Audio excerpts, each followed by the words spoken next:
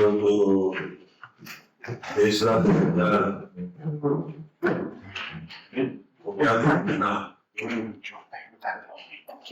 ಏನು ಅಯೋಧ್ಯೆಯಲ್ಲಿ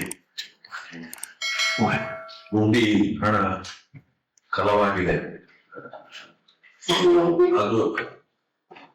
ಅದರ ಮುಖಾಂತರ ಜನರ ಭಕ್ತಿ ಮತ್ತು ಭಾವನೆಗಳಿಗೆ ಧಕ್ಕೆ ಆಗುವಂತ ಅವಕಾಶ ಆಗಿದೆ. ನಾವು ಧರ್ಮದಲ್ಲಿ ರಾಜಕೀಯ ಇರಲಿಕ್ಕೂಡುದು, ರಾಜಕೀಯದಲ್ಲಿ ಧರ್ಮ ಬೇಕು ಅನ್ನೋದು. ನಿಮಿಷ ಅಯೋಧ್ಯ ರಾಮ ಮಂದಿರದ ಬಗ್ಗೆ 1885 ಇಸ್ವಿಯಲ್ಲೇ ಕೋರ್ಟ್ನಲ್ಲಿ ವಾದ ವಿವಾದ ನಡೆಯಿತು.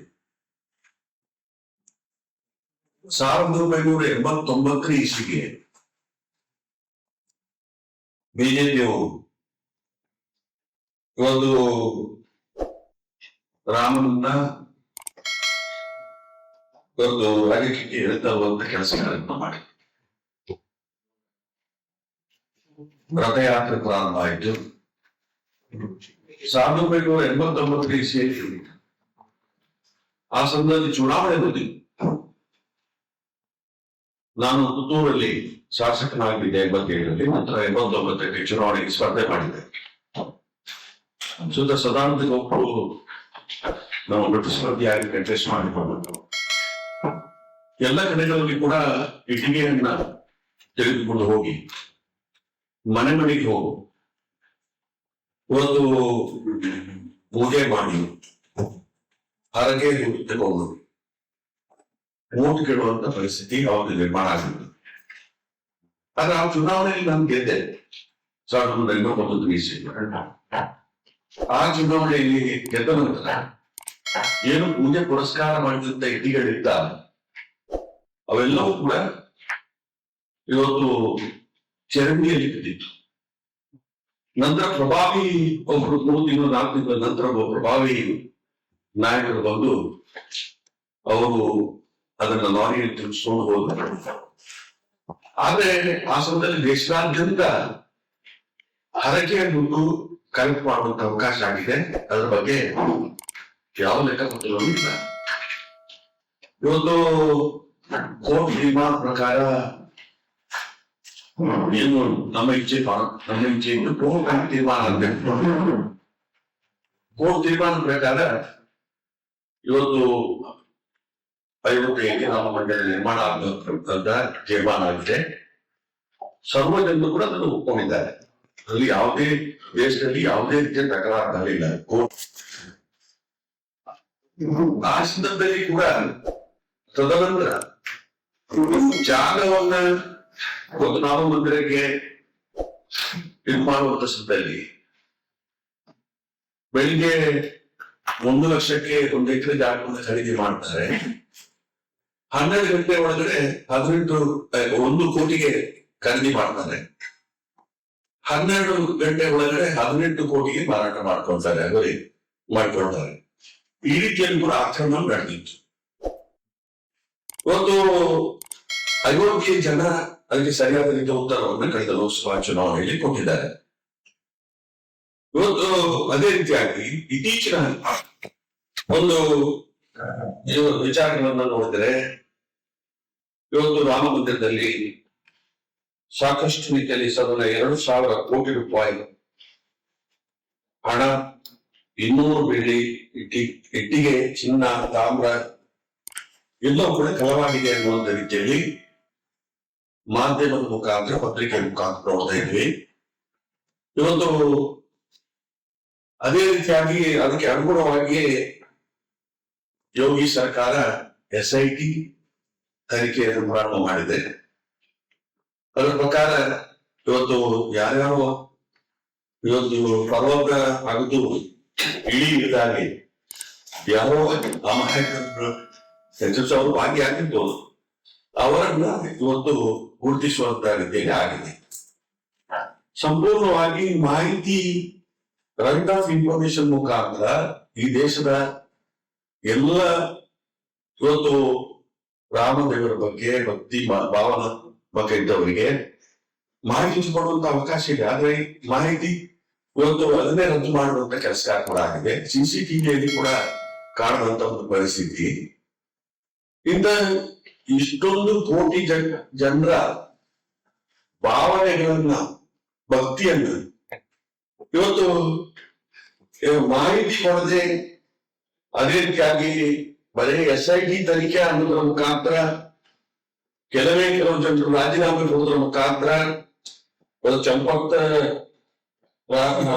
ರಾಯ್ ಮತ್ತು ಅರುಣ್ ಮಿಶ್ರಾ ಅವರು ರಾಜೀನಾಮೆ ಕೊಟ್ಟಿದ್ದಾರೆ ಅಂತ ಹೇಳಿದೆ. ಇನ್ನೊಬ್ಬರು ಗೋಪಾಲ್ ರಾವ್ ಅಂತವರು ಮೂಲತಃ ಕರ್ನಾಟಕದವರೇ. ಆ ಕನ್ನಡ ನಿರ್ಮಾಣ ಸೌಧದಲ್ಲಿ ಅವರ ಅಳಿವಿಗೆ ಇವತ್ತು ಅದರ ಕಂಕಾಟ ಕೊಡುವಂತ ಕೆಲಸ ಕೂಡ ಆಗಿತ್ತು ಅನ್ನುವಂತ ರೀತಿಯಲ್ಲಿ ಮಾಧ್ಯಮದಲ್ಲಿ ನಾವು ನೋಡಿದ್ದೇವೆ.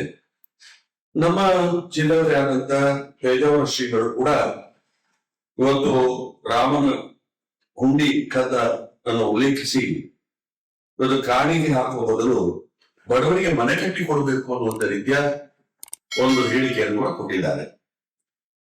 ಇಂತಹ ಸಮಯದಲ್ಲಿ ಇವತ್ತು ಭಾವನಾತ್ಮಕವಾಗಿ ಭಕ್ತಿಯಿಂದ ಆರಾಧಿಸುವಂತ ರಾಮದೇವರು ನಾವು ನಮ್ಮ ಮನೆಯಲ್ಲಿ ಆರಾಧಿಸ್ತೇವೆ.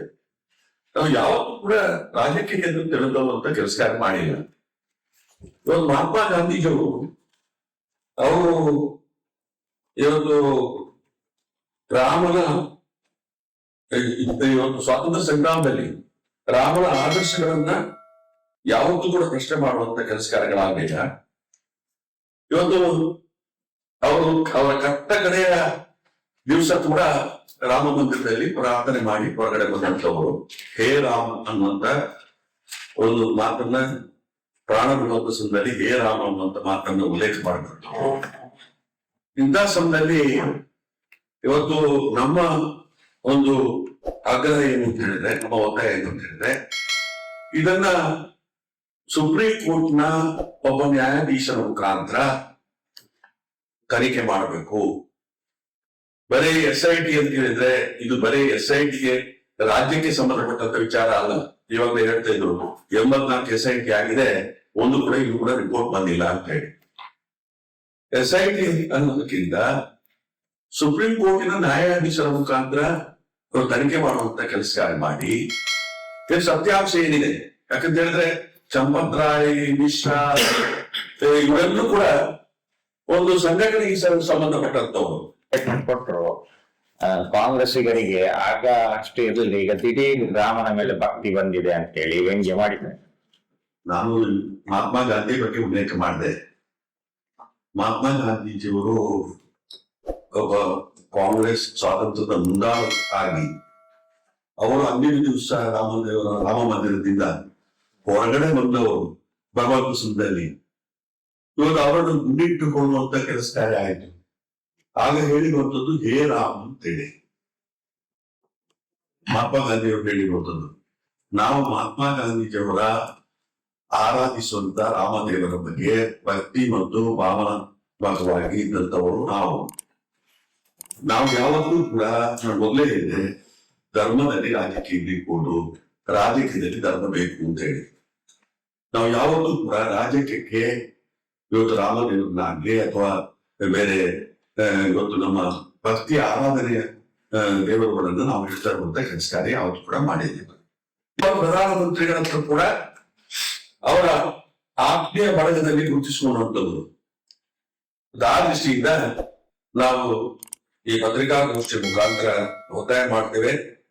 ಯಾರು ತಪ್ಪಿತಸ್ಥರಿದ್ದಾರೆ, ಎಷ್ಟೇ ದೊಡ್ಡ ವ್ಯಕ್ತಿಗಳಾಗಿದ್ದು ಕೂಡ ಅವರ ಮೇಲೆ ಇವತ್ತು ತನಿಖೆ ಮಾಡಿ ಸತ್ಯಾಂಶವನ್ನು ಹೊರಗಡೆ ತಂದು ಅವ್ರ ಮೇಲೆ ಕಠಿಣ ಕ್ರಮ ಕೈಗೊಳ್ಳುವಂತ ಕೆಲಸ ಕಾರ್ಯಗಳಾಗಬೇಕು. ಅದಾಗಬೇಕಾಗಿದ್ರೆ ಸುಪ್ರೀಂ ಕೋರ್ಟ್ ನ್ಯಾಯಾಧೀಶರ ಮುಖಾಂತರ ತನಿಖೆ ಮಾಡಿದ್ರೆ ಮಾತ್ರ ಸತ್ಯಾಂಶ ಹೊರಗಡೆ ಬರುವಂತ ಅವಕಾಶ ಆಗ್ತದೆ. ಕೋಟ್ಯಾಂತರ ಜನರ ಭಾವನೆಗಳನ್ನ ಕೋಟ್ಯಾಂತರ ಜನರ ಭಾವನೆಗಳನ್ನ ಇವತ್ತು ಆ ಭಕ್ತಿಯನ್ನ ಅದಕ್ಕೆ ಇವತ್ತು ಗೌರವ ತರುವಂತ ಕೆಲಸ ಕಾರ್ಯಗಳಾಗಬೇಕು ಅನ್ನುವಂತ ರೀತಿಯಲ್ಲಿ ನಾವು ಒತ್ತಾಯ ತರುವಂತ ಕೆಲಸ ಕಾರ್ಯ ಮಾಡ್ತೇವೆ. ಹೆಚ್ಚಿನ ಅಂಶ ಇವಾಗಲೇ ಪ್ರಚಾರ ಆಗ್ತದೆ, SIR ಅನುಷ್ಠಾನಕ್ಕೆ ಇದೆ. ರಾಮ ಹುಂಡಿಯ ಹಣ ಕದ್ದವರು ಮತ ಕದಿಯಲು ಇವತ್ತು ಮತ ಕದಿಯುವ ಅವಕಾಶ ಇರ್ತದೆ, ಜಾಗೃತರಾಗಿ ಅನ್ನುವಂಥ ರೀತಿಯ ಒಂದು ಆಂದೋಲನ ಪ್ರಾರಂಭ ಆಗಿದೆ. ಇಂಥ ಸಮಯದಲ್ಲಿ ಅದನ್ನ ವಾಸ್ತವಿಕತೆ ಬಗ್ಗೆ, ರಾಮನ ಬಗ್ಗೆ ಎಷ್ಟು ನಂಬಿಕೆ ಉಂಟಾ, ರಾಮದೇವರ ಬಗ್ಗೆ, ಮರ್ಯಾದ ಪುರುಷೋತ್ತಮ ಅನ್ನುವಂತ ರಾಮದೇವರ ಬಗ್ಗೆ ಎಷ್ಟು ನಂಬಿಕೆ ಉಂಟಾ, ಎಷ್ಟು ಭಾವನಾತ್ಮಕವಾದಂತ ಇದಿದೆನಾ, ಅದಕ್ಕೆ ಇನ್ನಷ್ಟು ಭಕ್ತಿ ಮೂಡುವಂತ ರೀತಿಯ ತನಿಖೆಗಳ ಅವಶ್ಯಕತೆ ಇದೆ. ಒಂದು ಭಕ್ತಿಗೆ ಧಕ್ಕೆ ಆಗಿದೆ, ಭಾವನೆಗಳಿಗೆ ಧಕ್ಕೆ ಆಗಿದೆ ಅನ್ನುವಂತ ದೃಷ್ಟಿಯಲ್ಲಿ ಇವತ್ತು ಈ ಒಂದು ಪತ್ರಿಕಾಗೋಷ್ಠಿಯಲ್ಲಿ ನಾವು ಒತ್ತಾಯವನ್ನು ಮಾಡ್ತೀವಿ.